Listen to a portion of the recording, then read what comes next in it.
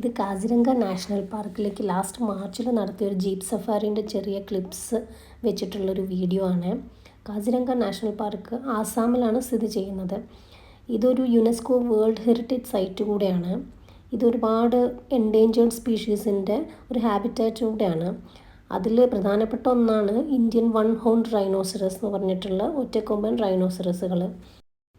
അവിടെ jeep safari available ആണ്, അതുപോലെ തന്നെ എലിഫൻറ്റ് വാക്ക് സഫാരി അവൈലബിൾ ആണ്. ഞങ്ങൾ എടുത്തിട്ടുണ്ടായിരുന്നത് ജീപ്പ് സഫാരീൻ്റെ ഓപ്ഷനായിരുന്നു.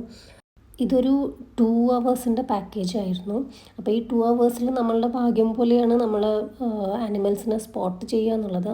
പിന്നെ നമ്മുടെ ജീപ്പിൽ കൂടെയുള്ള ഗൈഡും നമുക്ക് ഒരുപാട് ആനിമൽസിനെയും ബേർഡ്സിനെയും എല്ലാം കാണിച്ചു തരും, ഒരുപാട് എക്സ്പ്ലെയിൻ ചെയ്തു തരും അവർ.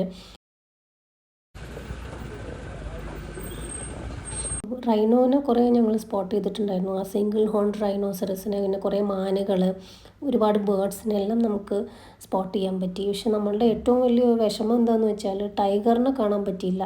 ഞങ്ങളവിടെ എത്തിയപ്പോഴത്തേനും ടൈഗർ അവിടെ നിന്ന് മാറിപ്പോയിട്ടുണ്ടായിരുന്നു. അപ്പോൾ നമ്മുടെ മുന്നിലുള്ളവരെല്ലാം ടൈഗറിനെ കാണുന്നുണ്ടായിരുന്നു. പക്ഷെ ഞങ്ങളുടെ ജീപ്പിൻ്റെ പൊസിഷനിൽ വെച്ചിട്ട് നമുക്ക് ടൈഗറിനെ സ്പോട്ട് ചെയ്യാൻ പറ്റിയില്ല. നമ്മളുടെ ആ സഫാരിയിൽ ഏറ്റവും നല്ല മൊമെൻ്റ് ആയിരുന്നു കേട്ടോ ഇത്. ഒരു റൈനോ അതിൻ്റെ കാഫുമായിട്ട് ഞങ്ങളുടെ ജീപ്പിൻ്റെ ഫ്രണ്ടിലൂടെ പാസ് ചെയ്തു. അത് ആക്ച്വലി വളരെ ഡേഞ്ചറാണെന്നാണ് എല്ലാവരും പറയാറ്. കാരണം കാഫിൻ്റെ കൂടെയാണെങ്കിൽ ഇത് അറ്റാക്ക് ചെയ്യാനുള്ള സാധ്യത വളരെ കൂടുതലാണത്രേ.